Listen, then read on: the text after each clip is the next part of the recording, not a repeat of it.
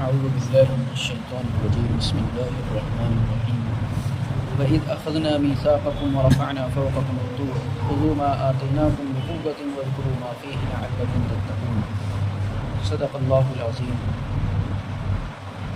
رب اشرح لي صدري ويسر لي أمري واحلل عقدة من لساني يفقهوا قولي. بات دراصل چل رہی تھی بنی اسرائیل کی.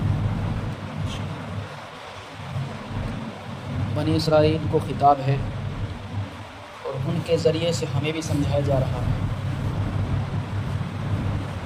بار بار بتایا گیا ہے کہ یہ سورہ بقرہ مدینے کے اندر نازل ہوئی ہے اور مدینے کے اندر یہود کی جماعت تھی، یہود رہا کرتے تھے، تو ان کو سمجھایا گیا ہے. ان کے ذریعے سے پھر ہمیں بھی سمجھایا گیا ہے. اس وقت کو بھی یاد کرو جب تم سے عہد لیا گیا ہے. وَرَفَعْنَا فَوْقَكُمُ الطُّورَ، اور ہم نے تمہارے اوپر طور پہاڑ کو کر دیا تھا. یہ ایک تاریخی پس منظر کی طرف اشارہ ہے کہ جب حضرت موسیٰ علیہ السلام توریت لے کر آئے اور 70 بنی اسرائیل کو لے کر اپنے ساتھ گئے، اور موجودہ جو بنی اسرائیل تھے ان سے کہا کہ یہ ہے بھائی اللہ کی کتاب، اس کے اوپر عمل کرو. تو جو 70 حضرت موسیٰ علیہ السلام کے ساتھ گئے تھے انہوں نے کہا کہ بھائی ہے تو یہ اللہ کی کتاب، لیکن اس کے اندر یہ حکم بہت ہی مشکل ہے، اس پر عمل کر سکتے ہیں، اس پر نہیں کر سکتے. اللہ تبارک و تعالیٰ نے ہمیں گنجائش دی ہے. یہ بات بنی اسرائیل نے اپنی طرف سے بتا دی کہ جو مشکل احکام تھے ان کے بارے میں کہہ دیا کہ اللہ نے ہمیں گنجائش دی ہے، اگر تم کر سکو تو کر لو ورنہ کوئی بات نہیں. تو اللہ تبارک و تعالیٰ نے اس موقع پر ان کے اوپر کوہ طور کو کر دیا کہ اچھا ایسی بات ہے، خذوا ما آتیناکم بقوہ، کہ اس کو مضبوطی سے پکڑ لو جو تم کو دیا گیا ہے. واذکروا ما فیہ، اور جو اس کے اندر احکامات ہیں اس کو یاد رکھو. ایک ایک حکم ماننے کا ہے، یہ نہیں کہ من میں آ گیا تو کر لیا، من میں نہیں آیا تو چھوڑ دیا. ایک ایک حکم کو مضبوطی سے پکڑ لو، یعنی عمل کرو اس کے اوپر اور اسے یاد رکھنا. لعلکم تتقون، تاکہ تم محفوظ ہو جاؤ، بچ جاؤ اللہ کے عذاب سے.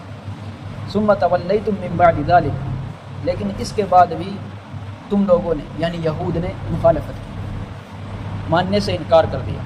فلولا فضل اللہ علیکم ورحمتہ لکنتم من الخاسرین، اگر تمہارے اوپر اللہ کا فضل نہ ہوتا، اللہ کی رحمت نہ ہوتی تو تم نقصان اور خسارے میں پڑ جاتے. یہ مدینے کے اندر موجود یہودیوں سے بات ہے کہ تم نے اس کے بعد بھی عہد شکنی کی، تم نے اس کے بعد بھی مخالفت کی. کیا کہ تمہیں تو حکم دیا گیا تھا کہ تم توریت کے ایک ایک حکم کو مانو گے، اور توریت ہی کے اندر تھا کہ اللہ کے رسول جو آخری نبی آئیں گے محمد صلی اللہ علیہ وسلم اس پر ایمان لے کر آنا ہے. اب میں تمہارے سامنے موجود ہوں، تم میرے اوپر ایمان لے کر آؤ. تو انہوں نے اللہ کے رسول کی مخالفت کی، اس کے بعد بھی تم نے مخالفت کی. اور پھر اللہ تبارک و تعالیٰ فرما رہے ہیں کہ اگر اللہ کے رسول یعنی یہ میرے حبیب تمہارے درمیان موجود نہ ہوتے، اللہ کی رحمت تمہارے اوپر نہ ہوتی، اللہ کے رسول کا ہونا اللہ کی رحمت ہے، تو نقصان اور خسارے میں پڑ جاتے. یعنی اللہ تبارک و تعالیٰ فوراً تمہیں ہلاک کر دیتا، برباد کر دیتا. اور اللہ کا اپنے نبی سے وعدہ تھا کہ آپ کے ہوتے ہوئے میں ان کو ہلاک نہ کروں. آپ کی موجودگی ان کے لیے عذاب سے بچنے کا ایک ذریعہ ہے. آخرت میں ہم ان کو دیکھ لیں گے. وَلَقَدْ عَلِمْتُمُ الَّذِينَ اعْتَدَوْا مِنْكُمْ فِي السَّبْتِ فَقُلْنَا لَهُمْ كُونُوا قِرَدَةً خَاسِئِينَ، اور تم اس وجہ سے آزادی کے ساتھ گھوم رہے ہو، تمہیں ڈر نہیں ہے کہ ہم تمہیں ہلاک نہیں کر رہے ہیں، جبکہ ہم نے پہلے تمہیں ہلاک کیا تھا. اس وقت کو یاد کرو. تمہیں پتہ بھی ہوگا کہ جب بنی اسرائیل کو منع کیا گیا تھا کہ بھائی ہفتے کے دن شکار نہیں کرنا ہے، یہ تمہاری عبادت کے لیے مخصوص ہے. جیسے ہم جمعہ کو عبادت کرتے ہیں اللہ کی، جمعہ ہمارے نزدیک بڑا عظیم الشان دن ہے، عید کی طرح ہے. تو ایسے ہی یہودیوں کے درمیان ہفتے کا دن تھا، یعنی سنیچر کا دن.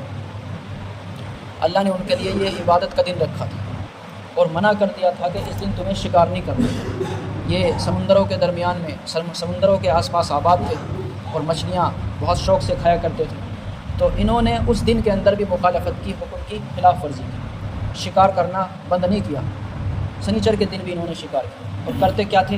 ہیلا، بہانہ، کہ کانٹا لگا دیا کرتے تھے سمندر کے اندر، اور جب وہ پھنس جاتی مچھلیاں، پھر اگلے دن ان کو پکڑتے اتوار کے دن کہ بھائی ہم نے تو سنیچر کے دن تو پکڑی نہیں ہے، کانٹا ہی کانٹا لگایا ہے، اتوار کے دن پھر ان کانٹوں کو کھینچ لیا کرتے تھے۔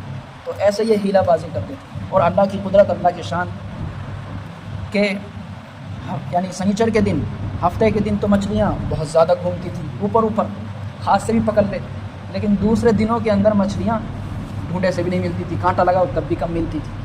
تو ان کی آزمائش، لیکن انہوں نے آزمائش کے اندر صبر نہیں کیا، حکم کو پورا نہیں کیا، دوسرے دن ان کو پکڑ لیتے ہیلا اور بہانہ کر کے کانٹا لگا کے۔ تو اللہ تبارک و تعالیٰ نے اس حکم کی خلاف ورزی کی وجہ سے ان کو بندر بنا دیا، وَكُونُوا قِرَدَةً خَاسِئِينَ، کہ جیسے ہم نے ان کو عذاب دیا تھا بندر بننے کا عذاب، اسی طریقے سے تم کو بھی دے دیں گے۔ تم ڈرنا چاہیے تمہیں، تم اللہ کے رسول کی مخالفت کر رہے ہو، اللہ کے رسول کے اوپر ایمان نہیں لا رہے ہو۔ یہ حضرت داؤد علیہ السلام کا زمانہ تھا، وہ 3 دن تک بندر بنے رہے، بندروں کسی شکل ہو گئی ان کی، پھر 3 دن کے بعد وہ موت کی گھاٹ اتر گئے، اللہ نے ان کو ہلاک کر۔ فَجَعَلْنَاهَا نَكَالًا لِمَا بَيْنَ يَدَيْهَا وَمَا خَلْفَهَا وَمَوْعِظَةً لِلْمُتَّقِينَ، ہم نے ان کو عبرت کا نشان بنا دیا اگلے اور پچھلے لوگوں کے لیے، وَمَوْعِظَةً لِلْمُتَّقِينَ، اور متقی اور پرہیزگاروں کے لیے نصیحت کی چیز بنا دی کہ متقی اور پرہیزگار لوگ ان کے واقعہ سن کر، ان کے واقعے کو پڑھ کر اپنی زندگی سنواریں گے، حکم کی خلاف ورزی نہیں کریں گے۔ اعوذ باللہ من الشیطان الرجیم، بسم اللہ الرحمن الرحیم۔ وَإِذْ قَالَ مُوسَىٰ لِقَوْمِهِ إِنَّ اللَّهَ يَأْمُرُكُمْ أَن تَذْبَحُوا بَقَرَةً قَالُوا أَتَتَّخِذُنَا هُزُوًا قَالَ أَعُوذُ بِاللَّهِ أَنْ أَكُونَ مِنَ الْجَاهِلِينَ صدق اللہ العظیم۔ رب اشرح لي صدري ويسر لي أمري واحلل عقدة من لساني يفقهوا قولي۔ بنی اسرائیل سے ہی خطاب چل رہا تھا۔ یہ بات سمجھ لینی چاہیے، ایک تو ہے ان بنی اسرائیل سے بات چیت ہونا جو اللہ کے رسول کے زمانے کے اندر موجود تھے مدینے کے اندر، ان سے یہ باتیں کی جا رہی ہیں، لیکن یہ باتیں ہے کس کی؟ کون سے یہودی کی؟ تو یہ وہ یہودی ہیں جو مدینے کے اندر آباد تھے، ان کے باپ دادا جو حضرت موسیٰ علیہ السلام کے زمانے کے بنی اسرائیل تھے، حضرت عیسیٰ کے زمانے کے بنی اسرائیل تھے۔ اور ظاہر سی بات ہے حضرت موسیٰ، حضرت عیسیٰ، حضرت داؤد، حضرت سلیمان کا جو زمانہ ہے علیہ الصلاۃ والتسلیم، یہ اللہ کے رسول کے زمانے سے پہلے کا زمانہ ہے۔ تو اللہ کے رسول کے زمانے میں موجودہ جو یہود تھے، ان کے سامنے ان یہودیوں کی باتیں کی جا رہی ہیں جو ان کے باپ دادا تھے، کہ تمہارے باپ داداؤں نے ایسا کیا تھا، تمہارے باپ داداؤں کے اوپر اللہ کے یہ احسانات تھے، یہ انعامات تھے، پھر بھی تم نہیں مان رہے ہو۔ تو ان کو انہی کے باپ داداؤں کے انعامات، احسانات اور ان کے اوپر جو اللہ کے عذابات آئے انہی سے سمجھایا جا رہا ہے، اور پھر ان کے ذریعے سے ہمیں بھی سمجھایا جا رہا ہے۔ اب ایک واقعہ ہوا تھا بنی اسرائیل کے اندر حضرت موسیٰ علیہ السلام کے زمانے کہ ایک آدمی کا قتل ہو گیا، اب قاتل کا پتہ نہیں چل رہا کس نے قتل کیا ہے۔ تو انہوں نے کہا حضرت موسیٰ علیہ السلام سے کہ قاتل کا پتہ نہیں چل رہا ہے، کیا کیا جائے؟ آپ کے پاس کوئی حل ہے؟ آپ اپنے اللہ سے درخواست کیجئے کہ قاتل کا پتہ چل جائے۔ تو اللہ تبارک و تعالیٰ نے حضرت موسیٰ کو حکم دیا کہ آپ ان سے کہہ دیجئے کہ یہ ایک گائے کو ذبح کریں، گائے کو ذبح کریں۔ تو انہوں نے کہا کہ اے موسیٰ، آپ ہمارے ساتھ مذاق کر رہے ہیں، بھائی اگر اللہ کو قاتل کے بارے میں بتانا ہے تو آپ کو نام بتا دیں گے اور آپ ہمیں بتا دیں گے، اس میں گائے کو ذبح کرنے کا کیا مطلب ہے؟ بھائی گائے ذبح کرو۔ تو انہوں نے کہا قالوا اتتخذنا ہزوا، اے موسیٰ کیا آپ ہمارے ساتھ مذاق کر رہے ہیں؟ حضرت موسیٰ نے کہا اعوذ باللہ، اللہ کی پناہ، ان اکون من الجاہلین، کہ میں جاہلوں میں سے بنوں، میں اس بات سے پناہ مانگتا ہوں کہ میں جاہلوں میں سے بنوں، اللہ کے حکم کے اندر میں مذاق کروں، یہ تو بہت بڑی جہالت کی بات ہے، اور میں ایسا نہیں ہوں۔ اللہ نے حکم دیا ہے کہ تم گائے ذبح کرو تو گائے ذبح کرو۔ لیکن ان کے دل کے اندر بیٹھا ہوا تھا چور، انہوں نے عبادت کی تھی گائے کی، گائے کا بچڑا بنایا تھا، اس کی عبادت کی، اس کو معبود بنایا۔ تو ان کے دل کے اندر گائے کی محبت تھی، گائے کی محبت تھی، یہ بچنا چاہ رہے تھے کہ وہ گائے جو ہمارے نزدیک محبوب ہے، جو ہمارے نزدیک پسندیدہ ہے، اس گائے کے بارے میں تو اللہ نے ذبح کرنے کا حکم تو نہیں دے دیا، اب اس گائے کو ذبح کرنے سے بچنے کے لیے یہ طرح طرح کے سوال کرنے لگ گئے۔ کیا سوال کیا؟ اے موسیٰ ہمیں یہ تو بتا کہ وہ گائے کیسی ہوگی؟ انہا بقرۃ لا فارض ولا بکر عوان بین ذالک۔ حضرت موسیٰ علیہ السلام نے اللہ سے پوچھا، اللہ نے کہا کہ وہ گائے ایسی ہوگی نہ تو وہ بوڑھی ہوگی نہ ہی وہ بچہ ہوگی، بلکہ بیچ کی ہوگی، یعنی جھٹیا ہوگی۔ عوان بین ذالک، بیچ بیچ کی، جھٹیا اچھی گائے ہوتی ہے۔ تو یہ پھنستے جا رہے ہیں، جو ان کے دل کے اندر چور بیٹھا ہوا تھا، اللہ انہی کی اسی گائے کی طرف ان کو لے کے جا رہے ہیں۔ اور اگر یہ ذبح کر دیتے، اللہ نے کہا ذبح کر دیتے تو اللہ فوراً ان کا مسئلہ حل کر دیتا، لیکن یہ ان کے دل کے اندر چور بیٹھا ہوا تھا کہ گائے کو ذبح نہیں کرنا، گائے ان کے نزدیک مقدس تھی، اس کی عبادت کی تھی، تو اس سے یہ بچنا چاہ رہے تھے۔ اور پھر آگے انہوں نے سوال کیا، اے موسیٰ علیہ السلام آپ ایسا کیجئے اس کا رنگ بھی ہمیں بتا دیجیے، ما لونھا، اس کا رنگ کیسا ہوگا؟ حضرت موسیٰ علیہ السلام نے اللہ سے درخواست کی، اللہ نے بتایا کہ بقرۃ صفراء، اس کا جو رنگ ہوگا وہ زرد ہوگا، اور ایسا زرد چمکیلا، فاقع لونھا تسر الناظرین، کہ دیکھنے والے کو بہت ہی شاندار لگے، زبردست گائے لگے، خوبصورت۔ قال ادع لنا، پھر کہا اے موسیٰ ہمیں تو آپ اور بتا دیجئے، مسئلہ ہمارے اوپر مشتبہ ہو گیا ہے کہ کون سی گائے ذبح کریں۔ وَإِنَّا إِن شَاءَ اللَّهُ لَمُهْتَدُونَ، اب کی بار آپ بتا دیں گے تو انشاءاللہ ہم کر دیں گے کام، ذبح کر دیں گے۔ قال إِنَّهُ يَقُولُ إِنَّهَا بَقَرَةٌ لَا ذَلُولٌ تُثِيرُ الْأَرْضَ وَلَا تَسْقِي الْحَرْثَ۔ حضرت موسیٰ علیہ السلام نے اللہ سے درخواست کی، اللہ نے بتایا کہ وہ ایسی گائے ہونی چاہیے جس نے کبھی کھیتی نہ کی ہو، کھیت میں کام نہ کیا ہو، اس نے بڑی لاڈ پیار سے پالی گئی ہو، ولا تسقی الحرث، اور اس نے کھیت کی سینچائی بھی نہ کی ہو۔ پہلے تو سینچائی، اب تو ٹویل لگ جاتے ہیں، بور لگ جاتے ہیں، پہلے سینچائی ہوتی تھی، رہٹ لگتے تھے، پھر بیل گھومتا تھا کنویں کے چاروں طرف، پھر وہ کنواں کی جو بالٹی تھی وہ اوپر آ کے ایک نالا سا بنا ہوا رہتا تھا، نالے کے ذریعے سے پھر وہ کھیت میں جاتی، اس طریقے سے کھیتوں کی سینچائی ہوا کرتی۔ تو نہ تو اس نے کھیتوں کی سینچائی کی ہو، نہ ہی اس نے ہل چلایا ہو، ایسی وہ گائے ہونی چاہیے، لاڈلی پیاری، اور وہی گائے جو ان کے دلوں کے اندر محبوب تھی، جو ان کو پسندیدہ تھی، اسی کی طرف اللہ تبارک و تعالیٰ ان کو لے کے آ گئے، کیونکہ ان کے دل کے اندر کھٹکھاتا چور تھا کہ ہم گائے کو ذبح کریں، کون سی گائے کو ذبح کریں، کہیں ہماری اس گائے کو تو ذبح نہیں کروا دیں گے اللہ تعالیٰ۔ تو سوال پہ سوال کرتے کرتے گئے، اللہ نے وہیں لا کے ان کو پھنسا دیا۔ مسلمۃ لا شیۃ فیہا، اور وہ ایسی ہونی چاہیے جس کے اوپر نہ کوئی داغ دھبا ہو، بالکل صاف ستھری۔ قالوا الآن جئت بالحق فذبحوها وما كادوا يفعلون، پھر انہوں نے کہا ہاں اب تو حق آ گیا ہے، اب تو کوئی بات رہی نہ، ساری جو گائے کی خصوصیت ہمارے دل کے اندر بیٹھی ہوئی تھی، ہمیں پتہ تھا کہ یہ گائے بہت ہی معزز ہے اور ہمارے نزدیک بہت ہی محبوب ہے، اللہ نے اسی گائے کے اوپر ہمیں لا کے چھوڑ دیا۔ فذبحوها، تو انہوں نے اس گائے کو پھر ذبح کیا۔ وما كادوا يفعلون، اللہ فرما رہے ہیں کہ یہ اس گائے کو ذبح نہیں کرنا چاہتے تھے، لیکن ان کو مجبوراً کرنا پڑا کہ قاتل کا بھی تو پتہ لگانا ہے۔ تو پھر اس کو ذبح کیا، اور ذبح کرنے کے بعد وہ تھوڑا سا گوشت لے کے اس قاتل کے مارا گیا، مقتول کے مارا گیا، جو لاش پڑی ہوئی تھی اس کے مارا گیا۔ وہ اٹھ کے کھڑی ہو گئی اور اس نے اپنے قاتل کے بارے میں بتایا کہ فلاں نے میرا قتل کیا ہے، تو ان کا مسئلہ حل ہو گیا۔ اللہ تبارک و تعالیٰ اس واقعے سے بتانا چاہتے ہیں کہ جس طریقے سے ہم اس مردے کو دوبارہ زندہ کر سکتے ہیں، اسی طریقے سے ہم تمہیں دوبارہ زندہ کریں گے اور پھر تم سے سوال و جواب کریں گے، تمہارے سارے اعمال، سارے کرتوت کے بارے میں تم سے حساب لیں گے۔ واللہ مخرج ما کنتم تکتمون، اور اللہ نکالنے والا ہے اس چیز کو، اس چور کو جو تم چھپاتے ہو، جو تمہارے دل کے اندر تھا وہ اللہ نے ظاہر کر دیا۔ فَقُلْ نَضْرِبُوهُ بِبَعْضِهَا كَذَلِكَ يُحْيِي اللَّهُ الْمَوْتَى وَيُرِيكُمْ آيَاتِهِ لَعَلَّكُمْ تَعْقِلُونَ، اور اسی طریقے سے اللہ تبارک و تعالیٰ مردوں کو زندہ کریں گے، اور اللہ تبارک و تعالیٰ تم کو اپنی نشانیاں دکھاتا ہے تاکہ تم سمجھ جاؤ، تاکہ تمہارے اندر عقل آ جائے کہ ہم جو دنیا کے اندر اچھا یا برا کر رہے ہیں، کل قیامت کے دن اللہ کے یہاں ہمیں اس کا حساب دینا ہے۔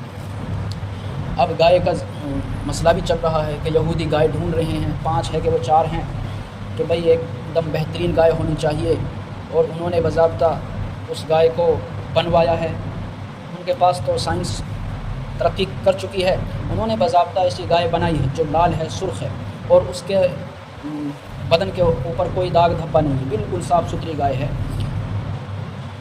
ان کی کتابوں کے اندر لکھا ہوا ہے یا نہیں لکھا ہوا ہے، بہرحال ان کا پروپیگنڈا ہے، یہ ایک بہانہ ہے، ہیلا ہے قبضہ کرنے کا، حملہ کرنے کا۔ ان کا نظریہ کیا ہے کہ ہم اتنے سالوں سے ناپاک ہو گئے تھے، کہ اللہ ہمارے اوپر کوڑے پہ کوڑے برسا رہے ہیں، حملے پہ حملے ہمارے اوپر ہو رہے ہیں، کبھی ہم کہیں در کی ٹھوکریں کھا رہے ہیں، کبھی کہیں جا رہے ہیں، کبھی کہیں جا رہے ہیں۔ تو اب ہماری حکومت کا، اب ہمارے دور اقتدار کا وقت آ گیا ہے۔ اب ہم ان گایوں کو ذبح کریں گے، جب سے ہم ناپاک تھے اب ہم ان گایوں کو ذبح کر کے ان کی جو ہڈیاں ہوں گی ان کا چورا بنا کے ان کو پانی میں ڈال کے بہرحال ان کا وہ غسل لیں گے جب یہ پاک ہوں گے، اور جب یہ پاک ہو جائیں گے ان کا نظریہ یہ ہے کہ پھر ہم دنیا کے اوپر حکومت کریں گے۔ تو گائے ان کے نزدیک اس دن سے ہی بہت ہی عظیم الشان مخلوق ہے، اور یہ اس کو عزت دیتے ہیں اور اس کی پرستش کرتے ہیں اور کھاتے بھی ہیں۔ بہرحال پروپیگنڈا ہے، ہیلا اور کچھ نہیں ہے۔ اپنے کیا نام ہے روٹی کو سیکنا ہے، اپنی بات کو صحیح کرنا ہے اور کچھ نہیں۔ پھر اللہ تبارک و تعالیٰ آگے فرما رہے ہیں ثم قست قلوبکم من بعد ذلک فہی کالحجارۃ او اشد قسوہ۔ یہ واقعہ اللہ نے ظاہر کیا، ہونا تو یہ چاہیے تھا کہ ان کے دل ڈر جاتے، یہ سمجھ جاتے، اور یہ واقعہ، یہ داستان اللہ کے رسول نے قرآن کریم کے ذریعے مدینے کے اندر جو یہود موجود تھے ان کے سامنے بیان کیا۔ تو ڈرنا چاہیے، ایمان لانا چاہیے اللہ کے رسول پر، لیکن وہ ایمان نہیں لائے، وہ پیچھے ہٹ گئے اور بغاوت انہوں نے کی، منہ پھیر لیا۔ اللہ تبارک و تعالیٰ ان کی دل کی کیفیت کو بیان کر رہے ہیں ثم قست قلوبکم من بعد ذلک، اس کے بعد ان کے دل سخت ہو گئے، فہی کالحجارۃ او اشد قسوہ، ایسے سخت ہو گئے جیسے پتھر ہوتے ہیں۔ اللہ آگے فرما رہے ہیں او اشد قسوہ، پتھر سے بھی زیادہ سخت ہو گئے، پتھر سے بھی زیادہ سخت۔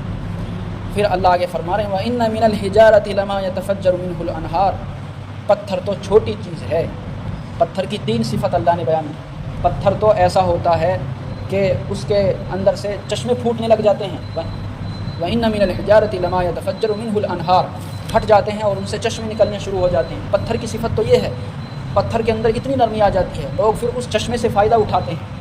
اور ایک پتھر ایسا ہوتا ہے کہ وہ ٹکڑے ٹکڑے ہو جاتا ہے اور پھر اس کے بیچ میں سے پانی نکلتا ہے، جس کو ہم کہتے ہیں کہ بھئی سوت نکلا ہوا ہے۔ اور پھر ایک پتھر ایسا ہوتا ہے جو اللہ کے خوف سے گر جاتا ہے۔ یعنی پتھر بھی اتنا حس رکھتا ہے، اتنی اس کو سمجھ ہے، اتنی اس کو عقل ہے کہ وہ بھی اللہ کے خوف سے کبھی کبھار گر جاتا ہے۔ اور پتھر ایسے ہیں کہ ان سے چشمے بھی پھوٹتے ہیں، ان سے پانی بھی نکلتا ہے، لوگ ان سے فائدہ اٹھاتے ہیں، لیکن یہ یہود اتنے سخت ہیں کہ ان سے کسی کو فائدہ نہیں ہوتا۔ یہ اتنے سخت ہو گئے، یہ پتھروں سے بھی زیادہ سخت ہے۔ ایک مرتبہ کے لیے اگر پتھر کو سخت مان بھی لیا جائے تو یہ اس سے بھی زیادہ سخت ہے، لیکن پتھر جو ہے اس سے بھی ایک مرتبہ کے لیے نفع ہو جاتا ہے، گھر بنا لیتے ہیں، ان سے چشمے نکل جاتے ہیں، ان سے پانی نکلتا ہے، اور بہت سے پتھر تو اللہ کے خوف سے گر بھی جاتے ہیں۔ اللہ فرما رہے ہیں یہ ان پتھروں سے بھی زیادہ سخت ہے۔ وَاللَّهُ بِغَافِلٍ عَمَّا تَعْمَلُونَ، اور اللہ تبارک و تعالیٰ غافل نہیں ہے ان کے کرتوتوں سے جو یہ کر رہے ہیں۔ اللہ ہر ایک چیز کو جانتا ہے، سمجھتا ہے۔ أَفَتَطْمَعُونَ أَن يُؤْمِنُوا لَكُمْ وَقَدْ كَانَ فَرِيقٌ مِّنْهُمْ يَسْمَعُونَ كَلَامَ اللَّهِ ثُمَّ يُحَرِّفُونَهُ مِن بَعْدِ مَا عَقَلُوهُ وَهُمْ يَعْلَمُونَ۔ وجہ کیا ہے کہ صحابہ کرام تو سوچتے تھے کہ جب ہم مدینے کے اندر آئے ہیں تو یہ یہود ہیں، پڑھے لکھے ہیں، توریت کو جانتے ہیں، انجیل کو جانتے ہیں، آخرت پر ان کا یقین ہے، نبیوں کا زمانہ انہوں نے پایا ہے، یہ تو جلدی ہم قبول کر لیں گے اللہ کے رسول کی دعوت کو، برخلاف کافروں کے جو مکہ کے اندر موجود تھے۔ بھائی ان کو تو نہ تو نبی آئے ان کے پاس، نہ پھر ان کے پاس کتاب تھی، نہ ان کو آخرت کا یقین ہے، نہ ان کو اللہ کا صحیح معنی میں یقین ہے، ان کو تو کچھ پتہ ہی نہیں ہے۔ تو صحابہ کرام سوچتے تھے، اپنے دل کے اندر امید رکھتے تھے کہ یہ یہود جلدی ایمان لے آئیں، لیکن اللہ نے فرمایا کیا تم یہ امید رکھتے ہو کہ یہ تمہارے لیے ایمان لے آئیں گے، یہ تمہاری وجہ سے ایمان لے آئیں گے؟ وَقَدْ كَانَ فَرِيقٌ مِّنْهُمْ يَسْمَعُونَ كَلَامَ اللَّهِ، ان میں سے ایک جماعت ایسی ہے جو اللہ کے کلام کو سنتی ہے، سمجھتی ہے، مانتی ہے، پڑھتی ہے۔ ثُمَّ يُحَرِّفُونَهُ مِن بَعْدِ مَا عَقَلُوهُ، اور پھر اس کو پڑھنے کے بعد، سمجھنے کے بعد، جاننے کے بعد بھی پھر بھی اس کے اندر تحریف کر دیتی ہے، یعنی بدل دیتی ہے۔ جہاں اللہ کے رسول کی پیشین گوئی ہے توریت کے اندر، انجیل کے اندر، وہاں الفاظ کو بدل دیتے ہیں، معنی کو بدل دیتے ہیں کہ یہاں اس سے مراد رسول اللہ نہیں ہے، کوئی اور ہے، یہ مراد نہیں ہے، وہ مراد نہیں ہے۔ اور یہ کرتا کون ہے؟ علماء کرام، یہود کے علماء۔ بھائی عام آدمی تو قرآن نہیں پڑھ سکتا، معنی بدل نہیں سکتا، الفاظ بدل نہیں سکتا، وہ تو ماہر ہوگا وہی بدلے گا، علماء بدلیں گے۔ تو یہودی جو تھے، عالم جو تھے یہود کے، وہ توریت اور انجیل کو بدل دیا کرتے تھے اور کہتے تھے کہ یہ وہ بات نہیں ہے جو قرآن کریم کے اندر بیان کی گئی ہے، یہ الگ بات ہے، اس کا الگ مطلب ہے، اس کا الگ معنی ہے، یہ الفاظ نہیں ہے، معنی بدل دیے، الفاظ بدل دیے۔ تو جو جان بوجھ کر الفاظ بدلے، تحریف کرے، اور حق سے ہٹ جائے، اللہ تبارک و تعالیٰ نے آگے بیان کر دیا کہ اس کا دل سخت ہو جاتا ہے، اور اتنا سخت کہ پتھر بھی اس کے سامنے کچھ بھی نہیں۔ حق آ جائے پھر بھی آدمی نہ مانے تو اللہ تبارک و تعالیٰ کی سزا اس کے لیے یہ ہوتی ہے کہ اللہ اس کے دل کو سخت کر دیتے ہیں۔ آج حق ہر ایک کے سامنے ظاہر و باہر ہے، خاص طور پہ مسلمانوں کے سامنے۔ ایمان کس کو ملا ہے؟ ہمیں ملا ہے، آپ کو ملا ہے، ہمارے دوست احباب کو ملا ہے جو مسلمان ہیں، ان کے سامنے حق ہے، لیکن انہوں نے اور ہم نے انکار کر دیا تو اللہ تبارک و تعالیٰ نے ہمارے دل سخت کر دیے۔ اب حق بات ہماری سمجھ میں نہیں آتی، کتنا ہی کوئی تقریر کر لے، کتنا ہی کوئی سمجھا لے، کتنا ہی کوئی ہاتھ دھر کے کندھے پہ لے آئے، لیکن بات سمجھ میں نہیں آتی۔ کیوں کہ اللہ تبارک و تعالیٰ نے دل سخت کر دیے ہیں۔ حق کو آ جانے کے بعد جو قبول نہیں کرتا پھر اللہ اس کی سزا یہی دیتے ہیں کہ دل سخت کر دیتے ہیں، اور پھر ہدایت ان کے دلوں کے اندر آتی نہیں۔ تو جس طریقے سے یہود کے اندر اللہ تبارک و تعالیٰ نے ان کی خرابی کی وجہ سے دل ان کے سخت کر دیے اور حق سے دور کر دیے، اللہ تبارک و تعالیٰ ہمارے اندر بھی ہماری خرابیوں کی وجہ سے اللہ ہمیں بچائے کہ ہمارے دل بھی سخت نہ ہو جائے، تو ہم اللہ کے حکموں پہ چلیں، اللہ کی اطاعت، اللہ کی فرما برداری کریں۔ جیسے پیچھے ہم نے پڑھا تھا کہ سنیچر کے دن ان کو منع کیا گیا تھا شکار کرنے سے، لیکن انہوں نے ہیلا بہانہ کیا۔ ہم بھی ایسے ہی ہیلا بہانہ کرتے رہتے ہیں، اب کہ یا کر لیں گے، اب کہ واہ کر لیں گے، اب کہ یوں جائز، اب کہ یوں جائز۔ اب آگے بھی آئے گا، علماء یہود جو تھے ان کے اندر اصل خرابی پیدا ہوئی تھی۔ جب علماء کے اندر خرابی پیدا ہوتی ہے تو پھر عوام کے اندر بھی خرابی پیدا ہو جاتی ہے۔ بھائی علماء نے تو، عوام نے تو علماء کے اوپر تکیہ کر رکھا ہے، اعتماد کر رکھا ہے کہ بھائی جو یہ کہیں گے صحیح کہیں گے، لیکن علماء یہود نے بھی اسی طریقے سے غلط بیانی کی تھی، غلط روش اختیار کی تھی اپنی قوم کے سامنے۔ جو صحیح بات تھی توریت اور انجیل کے اندر وہ صحیح بات لوگوں کو نہیں بتائی، تو خود بھی گمراہ ہوئے اور پھر اپنے قوم کو بھی گمراہ کر دیا۔ آگے اس کا بیان آئے گا۔ اللہ تبارک و تعالی ہمیں صحیح سمجھ کی توفیق نصیب فرمائے۔